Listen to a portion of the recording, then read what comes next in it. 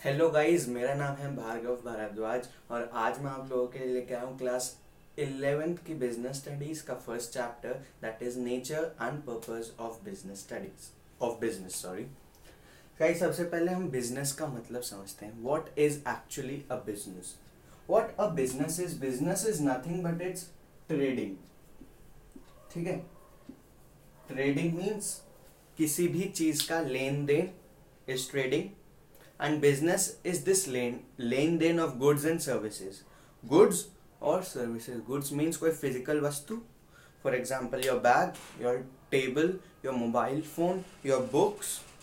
और services means like आपके hardware और सॉफ्टवेयर होते हैं कंप्यूटर में. Services is that software like banking, okay, like transportation, like communication. These are your services. तो इन चीजों का लेन देन इज नोन एज बिजनेस. कैसे, जरा और थोड़ा एग्जाम्पल लेके समझते हैं. फॉर सपोज एक बंदा है राम और उसका एक फ्रेंड है श्याम. राम ने श्याम को कुछ बुक्स दी, ठीक है. For suppose there are 3 books. उसके बदले में ट्रेडिंग जब पूरा होगा, जब एक साइकिल कंप्लीट होती है, ठीक है, तो उसके बदले में श्याम ने क्या किया, श्याम ने राम को कुछ पैसे दे दिए, मनी. For suppose 30 rupees. तो ये एक ट्रेडिंग, एक साइकिल कंप्लीट हो गई. राम ने श्याम को दिया, श्याम ने राम को बदले में कुछ दिया, ठीक है. अब लेकिन एक बिजनेस सिर्फ एक ट्रांजैक्शन नहीं होती है, इसके अंदर कुछ कंडीशंस होती हैं एंड दैट कंडीशंस आर, एक तो ये जो चेन है वो रेगुलर बेसिस पे चलनी चाहिए. मतलब ऐसा नहीं है कि आपने अभी अपने दोस्त को अपनी पुरानी बुक दी है क्योंकि उसका भाई या बहन आपसे एक क्लास छोटा है, आपने उसको अपनी बुक्स दी हैं और उसके आपने कुछ चार्ज कर लिया पैसे, उसके बदले में आपके दोस्त ने आपको कुछ पैसे दे दिए, तो आप एक बिजनेस करने लगे. नहीं, ये एक वन टाइम ट्रांजैक्शन है, that is not recorded at all in business. तो ये साइकिल एक तो मल्टीप्लाई होनी चाहिए एन नंबर ऑफ टाइम्स. दूसरा मेन इंपॉर्टेंट थिंग कि ये प्रॉफिट मोटिव के लिए होनी चाहिए. अगर ये प्रॉफिट मोटिव के लिए नहीं है, फॉर सपोज राम को ये बुक्स पड़ी थी 8 रुपीज ईच, तो टोटल इनकी कॉस्ट हो गई 24 रुपीज. 24 की राम को पड़ी ये बुक्स, उनकी बुक वैल्यू 24 थी. वो बुक्स फिर शाम ने 30 रुपए में खरीद ली, तो इसमें 24 माइनस 30 6 रुपए का प्रॉफिट हुआ और ये n number of times activity हुई, तो ये बिजनेस है. अगर यहां प्रॉफिट नहीं होता, ठीक है, प्रॉफिट मोटिव नहीं होता, प्रॉफिट होना ना होना वो हमारे हाथ में नहीं है, बट प्रॉफिट मोटिव नहीं होता. शाम चाह ही नहीं रहा था कि उसको इसका प्रॉफिट हो. शाम को पता है कि ये बुक्स 18 रुपए ईच की हैं, लेकिन फिर भी उसने इसके 30 रुपए लिए, बल्कि वो और ले सकता था. तो दैट इज नॉट बिजनेस. तो 2 कंडीशंस हैं. पहली तो एन नंबर ऑफ टाइम्स होना चाहिए और दूसरी के प्रॉफिट मोटिव के लिए होना चाहिए. डन. तो दिस इज ऑल ट्रेडिंग और ट्रेडिंग ही है बिजनेस. ओके, अब आते हैं कुछ एक्टिविटीज. हर एक्टिविटी जो एक इंसान करता है उसको बिजनेस स्टडीज के कॉन्सेप्ट में 2 पार्ट्स में डिवाइड किया गया है.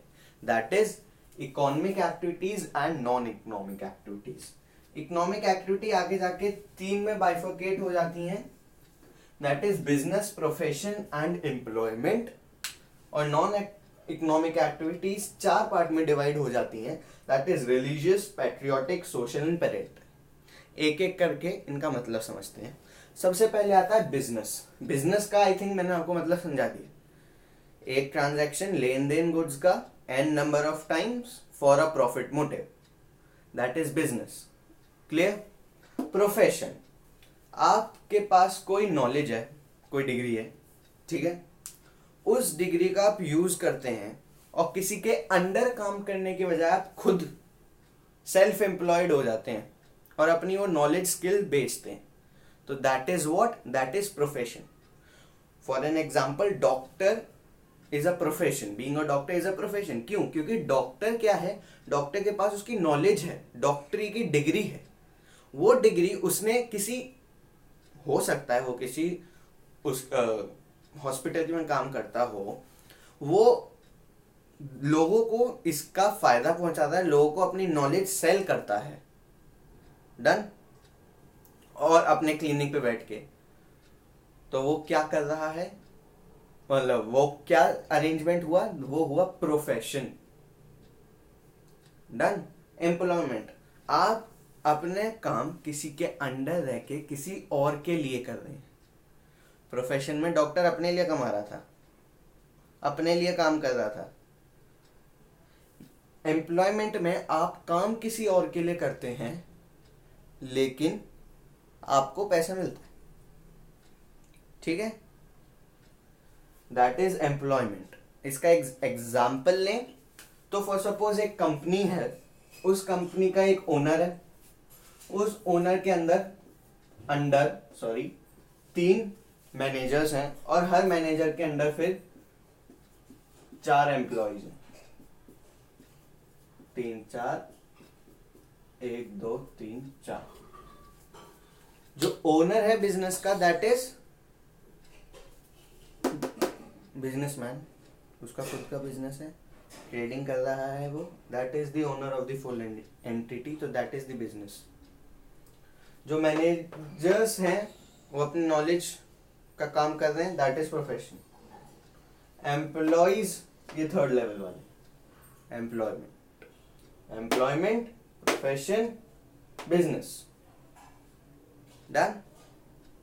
Non economic activities. सबसे पहले रिलीजियस क्या है? रिलीजियस आप अपने घर पे कीर्तन करवाते हैं. अगर आप मुस्लिम हैं तो आप दरगाह में जाते हैं. ठीक है, अगर आप सिख हैं, पंजाबी हैं, तो आप गुरुद्वारे में जाते हैं, वहाँ पे लंगर में सेवा करते हैं. तो आप काम रिलीजियस तौर पे कर रहे हैं ना. क्या आपको उसके पैसे मिलते हैं वापस? नहीं सर, कीर्तन करवाओगे तो पैसे जाएंगे, और है ना. जो कर रहा है उसका बिजनेस है, पर जो करवा रहा है उसका तो पैसे जा रहे हैं ना, वो तो अपने रिलीजियस ग्राउंड्स पे वो करवा रहा है. तो that is non economic. Basically मोटी बात ये, economic activities are related to money and non economic activity are not related to money. इसमें मनी का कोई फैक्टर नहीं होता. ये की जाती है फॉर द प्रॉफिट मोटिव, कि आपकी कुछ अर्निंग हो सके. ये की जाती है अपनी सोशल साइकोलॉजिकल नीड्स को सेटिस्फाई करने के लिए. ठीक है. पेट्रियोटिक, अगर आप के स्कूल में कोई प्ले है, फॉर सपोज कोई फंक्शन है, आपने उसमें देशभक्ति का प्ले किया, राइट. उसमें आप कोई भी प्ले कर लो, आपको उसके पैसे नहीं मिलते. आप अपने देश के लिए कुछ गा रहे हो, आपने उसके लिए कोई पोएम लिखी, आपने उसके लिए कोई प्ले डिजाइन किया, उसके आपको पैसे नहीं मिलते ना. हाँ, अगर यही प्ले आप अगर इसको पिक्चराइज कराना चाहो तो शायद उसके लिए पैसे मिल जाए, बट अगर वो सिर्फ पेट्रियोटिक मोटिव के लिए है तो आपको उसके पैसे नहीं मिल रहे हैं. नेक्स्ट इज सोशल मीन्स, अगर आप जिस कॉलोनी में रहते हो, आपके 2-3 लोग मिलके कॉलोनी का पार्क जो है वो उसको रेनोवेट करवा देते हैं, तो आप रिटर्न में म्यूनिसिपैलिटी से पैसे नहीं मांगोगे कि जी आपका काम हमने कर दिया, हमको पैसे दो. ठीक है, वो आपने अपनी सोशल नीड सेटिस्फाई करी है. डन. Next is parental. इसका बहुत बेसिक एग्जाम्पल है जो हम सब नॉर्मली करते हैं. मीन्स आप सब नॉर्मली करते हो, मैं भी करता हूँ कभी कभी. लाइक आपके फादर काम करके रात को घर आते हैं, कभी कभी बहुत ज़्यादा थक जाते हैं, तो आप उनके पैर दबा देते हो कि पापा लाओ मैं आपके आज पैर दबा दूँ. डन. तो क्या आप उसके पापा से फीस चार्ज करते हो? नहीं ना. क्यों? क्योंकि वो आपकी इकोनॉमिक एक्टिविटी है ही नहीं, उससे आपकी अर्निंग का कोई मोटो है ही नहीं. वो सिर्फ आप अपनी सोशल साइकोलॉजिकल नीड सेटिस्फाई करने के लिए कर रहे हैं, तो that is parental activity which will come under non economic activities. Done. If you want note write it down, please note it.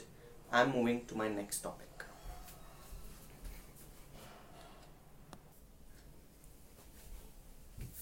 तो गाइज अगले टॉपिक पे बढ़ने से पहले मैं आपको स्टार्टिंग में एक बात बताना भूल गया था. I am very sorry for that, जो मैं अब बता रहा हूँ. गाइज ये चैप्टर लेंदी होने की वजह से मैंने इस चैप्टर को 2 पार्ट में डिवाइड किया है, जिसकी मैं 2 अलग अलग वीडियोस बनाने वाला हूँ.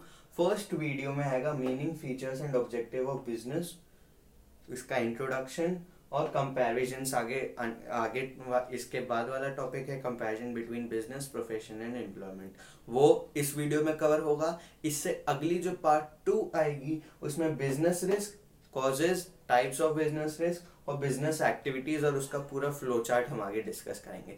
तो गाइज अगर कोई इस वीडियो को देख के इन टॉपिक्स को समझने के लिए आया है तो आई एम वेरी सॉरी, मैं इसे स्टार्टिंग में नहीं बता पाया, पर मैं इसे अब बता रहा हूँ. आप हमारा पार्ट 2 देख सकते हैं इस चैप्टर का. ओके, तो next let's move on to our main topic of this video.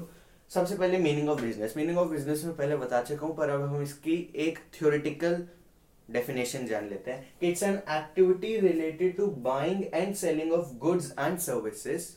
What? Activity related to buying and selling of goods and services with a view to earn profit. What? With a view to earn profit. Profit earn करने के view से. ये इसका literal meaning है, बाकी मैं इसका meaning starting में बता चुका हूँ. Next is features. फीचर्स में it's an economic activity. Yes, business is an economic activity because it involves transaction of money and it's done for profit motive. Production and procurement of goods and services. Business में वैसे मैंने आपको बताया कोई good या तो manufacture किया जाता है, तब आप मैन्युफैक्चरर का रोल निभाते हैं, या फिर आप कहीं से गुड्स लेके कहीं बेच देते हैं तो आप मीडिएटर, ट्रेडर का रोल निभाते हैं. तो या तो प्रोडक्शन आप खुद बनाएं या प्रोक्योरमेंट आप उसे कहीं से ले लें. ठीक है, ऑफ गुड्स एंड सर्विसेज इसका एक फीचर है जो कि इसमें इन्वॉल्व होता है. Next is sale of goods and services. जो आपने सामान लिया, प्रोक्योर किया या प्रोड्यूस किया, उसको आप अपने पास तो रखेंगे नहीं, उसको आप बांटेंगे. राइट, उसको आप प्रॉफिट मोटिव के लिए आगे सेल आउट कर देंगे. तो it involve sale of goods and services. Done. Next is dealing on regular basis. जैसे मैंने पीछे बताया था राम और श्याम के एग्जाम्पल में, one time transaction is not considered as business. ठीक है, अगर आपको अपना बिजनेस कहलवाना है तो आपको transaction on a regular basis करनी होगी. डन. अगला है प्रॉफिट मोटिव. इकोनॉमिक एक्टिविटी है, involves money and yes profit motive के लिए भी होता है. प्रॉफिट होना ना होना वो नहीं है हमारे पास, हमें प्रॉफिट मोटिव के लिए काम करना है. Uncertainty of return. देखिए इसमें होता कुछ ऐसे, मैं इस पॉइंट और इस पॉइंट को साथ में समझाने वाला हूँ बिकॉज ये दोनों एक दूसरे से कनेक्टेड है. बिजनेस में आप रिस्क लेते हैं. रिस्क मीन्स आपको नहीं पता कि आगे आने वाले 5 साल में आप जो गुड प्रोड्यूस कर रहे हैं उसकी कस्टमर डिमांड रहेगी या नहीं रहेगी. फॉर सपोज अगर आप टी शर्ट प्रोड्यूस कर रहे हैं, राइट, या आप लेडीज साड़ीज प्रोड्यूस कर रहे हैं या प्रोक्योर कर रहे हैं, that time you don't know कि अभी आप सिल्क की साड़ी बना रहे हैं, पर हो सकता है आप जितना उसको सेल करें आगे आने वाले कुछ टाइम में सिल्क की साड़ीज की बजाय शिफॉन की साड़ीज का फैशन आ जाए, नेट की साड़ी का फैशन आ जाए. You don't know. उस वक्त आपने जितनी भी इन्वेस्टमेंट सिल्क की साड़ी पे करी होगी वो तो आपकी वेस्ट जाने ही वाली है. ठीक है, और आपको प्लस और खर्चा करना पड़ेगा सिल्क की या शिफॉन की साड़ीज को प्रोड्यूस करने में, क्योंकि आपके रॉ मटेरियल्स चेंज होंगे. तो ये एक टाइप का रिस्क है जो बिजनेस में हमेशा बना रहता है. तो एलिमेंट ऑफ रिस्क पॉइंट ये कहता है कि बिजनेस रिस्क हमेशा होता है, आप उसको एलिमिनेट कर ही नहीं सकते. आप सोचो कि कोई बिजनेस हो जिसमें बिल्कुल भी रिस्क ना लेना पड़े और प्रॉफिट ही प्रॉफिट हो, ऐसा पॉसिबल ही नहीं है. Without risk no profit. Golden statement याद करो, without risk no profit. Risk नहीं लोगे तो आपको प्रॉफिट भी नहीं मिलेगा। जितना बड़ा रिस्क उतना बड़ा प्रॉफिट। तो आप रिस्क को एलिमिनेट नहीं कर सकते, हाँ उसे मिनिमाइज कर सकते हो। वो जब मैं पार्ट 2 में बिजनेस एक्टिविटीज पढ़ाऊंगा तब डिस्कशन होगा इंश्योरेंस का। अगर आप अपने गुड्स या फैक्ट्री का इंश्योरेंस करवा सकते हो तो एट द टाइम कोई डैमेज है तो आपको उसका क्लेम मिल जाएगा, तो आपका रिस्क कम हो जाएगा कि आपका लॉस जो है वो मिनिमाइज हो जाएगा। तो आप रिस्क कम तो कर सकते हो पर खत्म नहीं कर सकते। यही चीज अनसर्टेनिटी ऑफ रिटर्न पैदा करती है, क्योंकि जब आपको नहीं पता कि आपके आने वाले टाइम में प्रॉफिट होगा या लॉस होगा तो आपका अनसर्टेन है कि आप जो पैसा लगा रहे हो वो डूबेगा या आपको कुछ फायदा दे जाएगा, वो भी आपको नहीं पता। अनसर्टेनिटी ऑफ रिटर्न और एलिमेंट ऑफ रिस्क। ठीक है, नेक्स्ट है ऑब्जेक्टिव्स ऑफ बिजनेस। बिजनेस के मोटे मोटे तौर पे 2 ऑब्जेक्टिव हैं, इकोनॉमिक ऑब्जेक्टिव और सोशल ऑब्जेक्टिव। इकोनॉमिक है ऑब्जेक्टिव का फर्स्ट पॉइंट प्रॉफिट मोटिव, पैसे कमाने के लिए प्रॉफिट को ध्यान में रखते हुए काम किया जाता है। ठीक है, प्रॉफिट आपकी सारी कॉस्ट कवर करेगा, जितना आपने पैसा लगाया वो सारी कॉस्ट कवर करने में प्रॉफिट आपकी हेल्प करेगा। डन। Next is survival. अच्छा, आप जब प्रॉफिट कमाओगे तो profit is the reward of your taking risk. आपने रिस्क लिया ना, उसके बदले में आपको प्रॉफिट मिला, वो आपका रिवॉर्ड है रिस्क लेने का। तो प्रॉफिट होना और सर्वाइवल ये दोनों चीजें साथ में चलती हैं कि आपको प्रॉफिट होगा तो आपका सर्वाइवल होगा। अगर आप पैसे ही उतने कमा रहे हो जितने आपने लगाए, फॉर सपोज आपने एक बिजनेस 10,000 से शुरू किया और आप उससे 10,000 रुपए ही कमा पा रहे हो तो फायदा नहीं ना कुछ। प्रॉफिट हुआ नहीं तो बिजनेस का सर्वाइवल भी नहीं होगा। क्या आप अपना टाइम भी लगा रहे हो, अपने एफर्ट्स भी लगा रहे हो, पर आपकी सिर्फ कॉस्ट निकल रही है। तो प्रॉफिट होगा तो सर्वाइवल होगा। Done. Next is growth. Her company चाहती है कि उसकी ग्रोथ हो आगे आने वाले टाइम में। अभी उसके पास एक प्लांट है, आगे आने वाले टाइम में 3 हो, फिर 30 हो, फिर 300 हो, फिर पूरे दुनिया में वो फैले। तो ये ग्रोथ कैसे होगी? जब वो उसकी सर्वाइवल होगी, जब उसका प्रॉफिट आएगा और जब उसकी मार्केट की वैल्यू अच्छी होगी। ठीक है, तब होगी ग्रोथ। तो ये 3 है इसके economic objectives. Next is social objective. First is quality of goods. Means आप जो सामान बेच रहे हैं वो सोसाइटी जैसा चाह रही है वैसा हो, सोसाइटी के स्टैंडर्ड्स पे खरा उतरे वो सामान। ठीक है, क्वालिटी उसकी बेस्ट हो। फॉर सपोज अगर आप फोन मैन्युफैक्चर कर रहे हैं तो LG का phone is said to be one of the most durable, क्योंकि वो गिरने पड़ने के बाद भी आसानी से टूटता नहीं है। डन। वहीं अगर आप ऐसा फोन बना रहे हैं जो आसानी से टूट जाए तो that is not fulfilling your social objective, क्योंकि वो सोसाइटी के एक्सेप्टेबल कोड ऑफ कंडक्ट से मैच नहीं हो रहा है। आप क्वालिटी प्रोडक्ट कस्टमर को नहीं दे रहे हैं, आप उनसे पैसे ले रहे हैं पर आप उनको क्वालिटी प्रोडक्ट नहीं दे रहे हैं। ये आपकी फर्म की गुडविल के लिए बहुत माइनस पॉइंट हो सकता है। Second is avoidance of unfair trade practices. Avoidance of unfair trade practices. Unfair trade practices मतलब कोई भी ऐसी एक्टिविटी जिससे आपके प्रोडक्ट का या तो फॉल्स एडवर्टाइजमेंट हो, फॉल्स प्रमोशन हो, या कोई फॉल्स क्लेम किया जाए। जैसे पीछे एड आया था ना डिश वॉशिंग का कि 2 बूंद मिलाओ और सारी डिश वॉश कर लो, तो ये एक फॉल्स क्लेम था। मे बी हो सकता है बट अकॉर्डिंग टू मी एक फॉल्स क्लेम था, क्योंकि 2 बूंद डाल के 2 ड्रॉप्स कितनी सी होती हैं, और कंपनी को नहीं पता कि आपके घर में रोजाना कितने बर्तन धुलते हैं।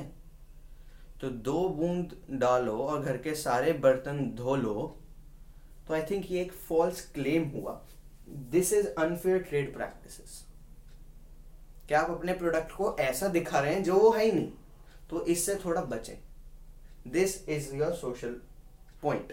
Next is generation of employment. आप कुछ ऐसा काम भी करें, क्योंकि वी नो कि इंडिया जैसे में इकोनॉमिक्स में हमने पढ़ा था LIT है, लेबर इंटेंसिव टेक्निक का यूज करना चाहिए, क्योंकि यहाँ पे लेबर बहुत है, स्किल्ड सेमी स्किल्ड बहुत लेबर है, बहुत लोग एम्प्लॉयमेंट सर्च कर रहे हैं। तो अगर आपका बिजनेस जो है वो जनरेट कर पा रहा है employment, then you are fulfilling your social objective. चौथा है रेस्पेक्ट ऑल रिलीजन्स। जिसे पीछे I don't know it was fake और ट्रू, व्हाट्सएप पे एक पिक आई थी जिसमें one of the company started printing Hindu gods on chappals.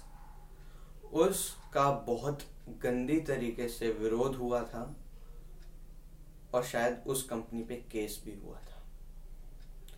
तो ये बात आपको बहुत ध्यान में रखनी है कि आप भले ही किसी भी धर्म को बिलोंग करते हो, पर आपका बिजनेस किसी भी रिलीजन को हर्ट नहीं करना चाहिए, उनके ऊपर क्वेश्चन मार्क नहीं खड़ा होना चाहिए।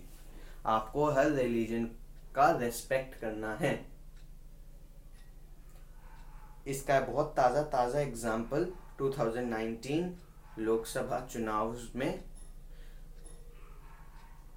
हमारे यूपी के जो चीफ मिनिस्टर थे योगी आदित्यनाथ जी, उन पे 72 आवर्स का बैन लग गया था, बिकॉज उनका कुछ बयान, कुछ डायलॉग ऐसा था which was against social moralities, जो कि हिंदूज और मुस्लिम्स को सेपरेट करने वाली एक थोड़ी सी बात वहाँ पे झलक रही थी। तो उनको उन पे 72 आवर्स का बैन लगा था। तो ये आपकी कंपनी के साथ भी हो सकता है कि अगर आप किसी रिलीजियस भावना को, रिलीजियस पार्ट को टच करेंगे और उसके साथ छेड़छाड़ी करने की कोशिश करेंगे, तो आप अपना सोशल ऑब्जेक्टिव फुल नहीं करेंगे। दैट केस आपका बिजनेस को 101% नुकसान हो। ठीक है, आई होप आप इस चीज से बहुत क्लियर होंगे कि मैंने अपने चैप्टर को 2 पार्ट में डिवाइड किया है। If you want to write it down, please do it. I am moving to next part.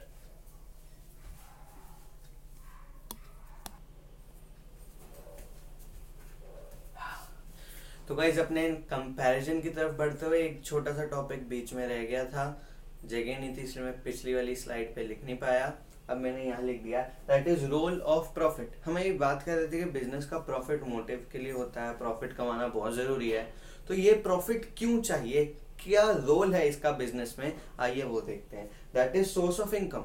Profit एक इनकम की सोर्स है, ना केवल बिजनेसमैन के लिए बल्कि एम्प्लॉयज के लिए भी, क्योंकि उनकी सैलरी भी प्रॉफिट में से ही निकलती है। प्रॉफिट इन द सेंस जो रेवेन्यू होता है उसमें से आती है। तो मोटे मोटे तौर पे रेवेन्यू होना जरूरी है। और सिर्फ प्रॉफिट की बात करें तो ये एक सोर्स ऑफ इनकम है एक बिजनेसमैन के लिए ना, क्योंकि कभी कभी एम्प्लॉयज की सैलरी भी एक्सपेंसेस में जोड़ ली जाती है। नेक्स्ट है एक्सपेंशन रिक्वायरमेंट। बिजनेस का ग्रोथ हमने देखा था एक इकोनॉमिक एक्टिविटी है। ग्रोथ करने के लिए बिजनेस को एक्सपैंड होना पड़ेगा, और ये एक्सपैंड का रिक्वायरमेंट अलग से फंडिंग लोगे, किसी से इन्वेस्टमेंट बैंकर से फंडिंग करवाओगे तो वो थोड़ा सा महंगा पड़ता है। तो what they do is profit का थोड़ा सा पार्ट रख लेते हैं, दैट इज रिटेन्ड अर्निंग। इस क्लास 11 की बिजनेस स्टडीज में आगे जाके बहुत डिटेल में रिटेन्ड अर्निंग समझाया गया है। अभी समझ लो, जो प्रॉफिट का जो पार्ट जो रिटेन करके रोक के रखा जाता है, खर्चों से बचा के रखा जाता है, दैट इज रिटेन्ड अर्निंग। तो एक्सपेंशन के लिए वो काम, वो प्रॉफिट, वो रिटेन्ड अर्निंग यूज होती है कि हमें ज्यादा लोड ना पड़े एक नई बिजनेस यूनिट सेटअप करने में। Next is indicate efficient working. साफ सीधी सी बात है, अगर आपका बिजनेस प्रॉफिट कमा रहा होगा तो मतलब आपकी वर्किंग, सोचो आप बिजनेसमैन हो, आपका बिजनेस प्रॉफिट कमा रहा है, तो आपकी अर्निंग जो है वो प्रॉफिट से आएगी, और आपका बिजनेस सही तरीके से चल रहा है वो कौन इंडिकेट करेगा, जब आप प्रॉफिट कमाओगे तब होगा कि आपकी जो वर्किंग है, आपका जो मैनेजमेंट है बिजनेस का, वो प्रॉपर है, वो परफेक्ट है। ठीक है, next is reward for risk. आपने रिस्क लिया, मैंने बताया नो रिस्क नो गेन, जितना बड़ा रिस्क उतना बड़ा गेन। तो अगर आपने रिस्क लिया, वो रिस्क लेने के आपको प्रॉफिट हुआ, तो प्रॉफिट क्या है, उस रिस्क का रिवॉर्ड है। ठीक है, नेक्स्ट इज इम्प्रूव्स गुडविल। आप प्रॉफिट कमा रहे हैं तो इन्वेस्टर्स तो आपके पास आएंगे ही इन्वेस्ट करने के लिए। आपके एग्जिस्टिंग जो शेयर होल्डर्स है, आपके एग्जिस्टिंग जो शेयर्स है, उनकी मार्केट वैल्यू बढ़ जाएगी, और आपकी गुडविल के लिए भी फ़ायदा होगा। देखो वो कंपनी प्रॉफिट कमा रही है, बहुत प्रॉफिट मेकिंग कंपनी है, बहुत अच्छा काम कर रही है, तो मतलब उसका प्रोडक्ट भी अच्छा होगा, ये सोच के कस्टमर्स आपका प्रोडक्ट खरीदेंगे। तो एक तरीके से आपकी गुडविल इंप्रूव हो रही है। तो गुडविल इंप्रूव हो रही है, रिस्क का रिवॉर्ड है, एफिशिएंट वर्किंग इंडिकेट कर रहा है, एक्सपेंशन रिक्वायरमेंट में काम आ जाता है, और एक सोर्स ऑफ अर्निंग है। ठीक है, अब मैं इस पोर्शन को मिटा देता हूँ। अच्छा लग रहा है ना डस्टर? अब आते हैं कंपैरिजन पे। कंपैरिजन बेसिकली लास्ट पार्ट है इस वीडियो का, लास्ट टॉपिक है कंपैरिजन बिटवीन बिजनेस, प्रोफेशन और एम्प्लॉयमेंट। हमने पढ़ा था ये तीनों कैसी एक्टिविटी है, ये तीनों एक इकोनॉमिक एक्टिविटी हैं जो पैसे के लिए की जाती हैं। आइए इनके बीच में कंपैरिजन करते हैं। सबसे पहले बेसिस है मोड ऑफ स्टैब्लिशमेंट, कैसे स्टैब्लिश किया जाता है। बिजनेस के लिए एंटरप्रेन्योर का डिसीजन प्लस कुछ लीगल फॉर्मेलिटीज होती हैं, आगे आप पढ़ेंगे what are the legal documents जो मांगे जाते हैं कंपनी की या किसी भी बिजनेस को स्टार्ट करने के लिए। तो सबसे पहले तो जिसने स्टार्ट करना है उसका डिसीजन कि हाँ मेरे को शुरू करना है, उसकी जिद कि मैं शुरू करूंगा, इसे प्रॉफिट मेकिंग बना के छोड़ूंगा, और कुछ लीगल फॉर्मेलिटीज जो फिल करनी है वो इन सब को पूरा करके आप बिजनेस स्टैब्लिश कर सकते हैं। प्रोफेशन के लिए आपको एक एसोसिएशन का मेंबर होना जरूरी है। For example if you are manager, आप मैनेजर के प्रोफेशन में जा रहे हैं तो there is AIMA, there is for managerial levels, that is AIMA, all India management association. और for advocates and lawyers there is all India bar association. तो ऐसे एसोसिएशंस हैं हर फील्ड के लिए, आप उसमें आपका मेंबरशिप होनी जरूरी